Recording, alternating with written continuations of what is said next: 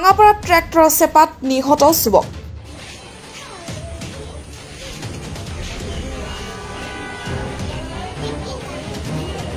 ৰঙাপাৰাৰ পথ দুৰ্ঘটনা ট্ৰেক্টৰৰ চেপাত হিতেৰে নিহত হয় যুৱক। মৃত যুৱকজনৰ ঘৰ ৰঙাপাৰা মইনাচলী চাহ বাগিচাৰ 11 নং লাইনত। ট্ৰেক্টৰ চেপাত নিহত যুৱকজনৰ নাম আকাশ কোৰাং। ৰাতিপুৱা ট্ৰেক্টৰত উঠি পথাৰত হাল বাবলৈ যোৱা সময়তে যুৱকজনৰ ভৰি পিছল খাই ট্ৰেক্টৰৰ চকাত সোমাই পৰে। ট্ৰেক্টৰৰ চকা শৰীৰৰ ওপৰত উঠি যোৱা যুৱকজনৰ থিতাতেই নিহত হয়। পাছত ৰাইজে 108 এম্বুলেন্সেৰে ৰঙাপাৰা প্ৰাথমিক স্বাস্থ্য কেন্দ্ৰলৈ আনে যদিও চিকিৎসকে মৃত ঘোষণা কৰে।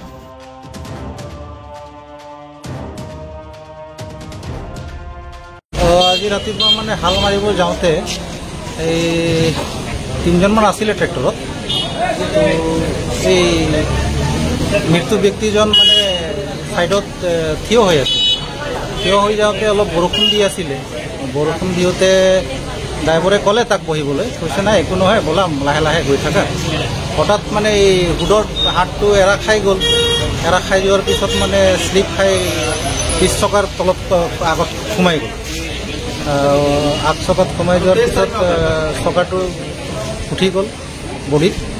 তাৰপিছত আমি লোকেল ওচৰত ফাৰ্মাচী এটাত লৈ গ'লোঁ। তাত ক'লে যে নাই মৃত্যু হ'ল বুলি ক'লে। তাৰপিছত আমি থানাত ফোন কৰিলোঁ, ফোন কৰি জনালোঁ। তাৰপিছত এয়া ৰঙাপাৰা PHCত লৈ আহিলোঁ কনফাৰ্ম কৰিব। কি নাম ল'ৰাজন? আকাশিস বুলি জানো, টাইটেলটো গম নাপাওঁ।